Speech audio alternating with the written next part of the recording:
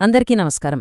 ఈరోజు మనం ఒక చాలా సింపుల్గా అనిపించే కానీ చాలా లోతైన ఒక ప్రశ్న గురించి మాట్లాడుకుందాం.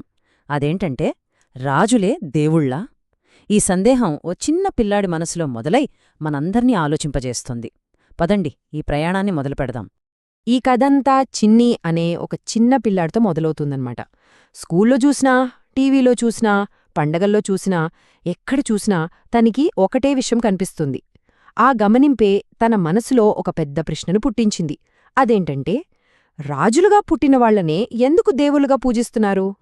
సో ముందుగా చిన్నీకి రాముడి కథ గుర్తొచ్చింది. అవును, అయోధ్యకు మహారాజు. కాని తను గొప్పవాడైంది కేవలం రాజు కావడం వల్ల కాదు కదా. ధర్మం కోసం, తండ్రి మాట కోసం ఏకంగా రాజ్యాన్నే వదిలేసి అడవులకు వెళ్లిన త్యాగమూర్తి. ఈ విషయం చిన్ని మనసులో బలంగా నాటుకుపోయింది. సరే, రాముడి తర్వాత ఇక కృష్ణుడిని చూస్తే ఆయన కథ కూడా దాదాపు ఇలాంటిదే. ఆయన కూడా రాజకుటుంబంలోనే పుట్టాడు. కురుక్షేత్ర యుద్ధంలో ఒక సారథిగా ఉంటూనే మొత్తం ధర్మానికే దిశానిర్దేశం చేసిన మహానుభావుడు. చూశారా, రాముడు, కృష్ణుడు ఇద్దరూ రాజులే. ఇద్దరినీ మనం దేవుళ్ళుగా పూజిస్తున్నాం. ఇలాంటి ఉదాహరణలన్నీ చూశాక చిన్నీకి తన మనసులో ఉన్న సందేహం ఇంకా బలపడిపోయింది. ఇంక తన ప్రశ్నలకు సమాధానం కావాలి. అందుకే నేరుగా వాళ్ల తాతయ్య చంద్రయ్య దగ్గరికి వెళ్లాడు. తాతయ్య దగ్గరికి వెళ్లి చిన్ని ఏమడిగాడో తెలుసా? సూటిగా అడిగాడు. తాతయ్య, రాముడు రాజో కృష్ణుడు రాజో మరి రాజులే దేవుళ్ళా? పేదవాడిగా పుట్టి దేవుడైన వాళ్ళెవరూ లేరా అని. ఒక్కసారి ఆలోచించండి. ఇది కేవలం ఓ పిల్లాడి అమాయకపు ప్రశ్న కాదు. సమానత్వం గురించి, అసలైన విలువ దేనికివ్వాలి అనే దాని గురించి మనల్ని మనం వేసుకోవాల్సిన ప్రశ్న ఇది. చిన్ని ప్రశ్నలో ఉన్న ఆ లోతుని తాతయ్య వెంటనే గ్రహించారు. ఆయన చెప్పిన సమాధానం చిన్ని ఆలోచన విధానాన్నే మార్చేసింది. కిరీటాన్ని కాద్రా, దాని వెనకున్న హృదయాన్ని చూడాలి అన్నారు. ఇది చాలా ముఖ్యమైన పాయింట్. చిన్నీ, నువ్వు వాళ్ల కిరీటాల్ని చూస్తున్నావు, కాని వాళ్ల హృదయాన్ని చూడట్లేదు. ఈ ఒక్క వాక్యం మొత్తం కథ గమనాన్నే మార్చేసింది. అసలు గొప్పతనం అనేది బయట కనిపించే హోదాలో ఉండదు, లోపలుండే స్వభావంలో ఉంటుంది అని తాతయ్య చెప్పబోతున్నారన్నమాట. తాతయ్య ఇంకా వివరంగా చెప్పడం మొదలుపెట్టారు. చూడు, రాముడు రాజుగా పుట్టాడు, నిజమే. కాని ఎప్పుడూ రాజభోగాలను అనుభవించలేదు కదా.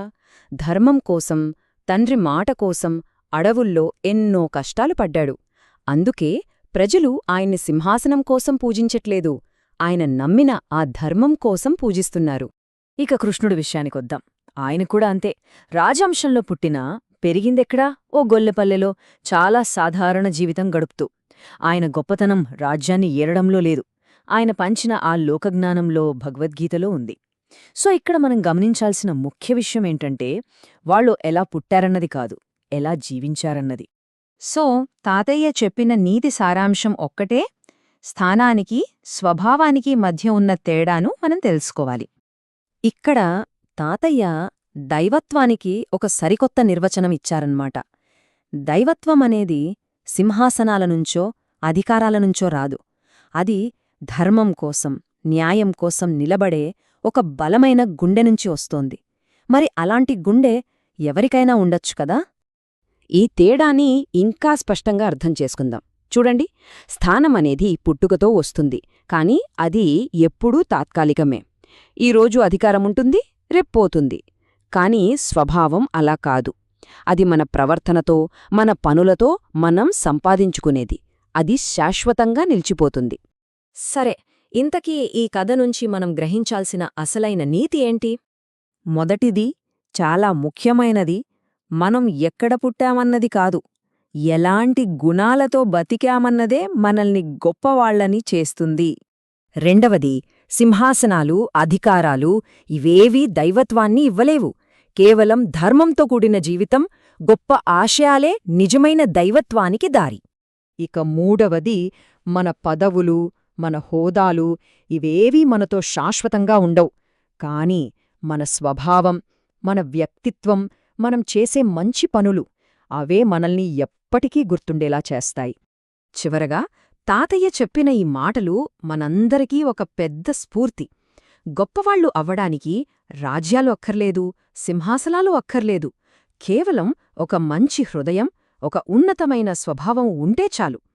ఎవరైనా సరే తమ చేతలతో దైవత్వ స్థాయికి చేరొచ్చు. కాబట్టి ఈరోజు ఈ చర్చనంతా ఈ ఒక్క ప్రశ్నతో ముగిద్దాం.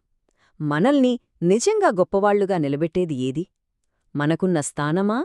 లేక మనం నిర్మించుకున్న స్వభావమా? దీని గురించి ఒక్కసారి ఆలోచించండి.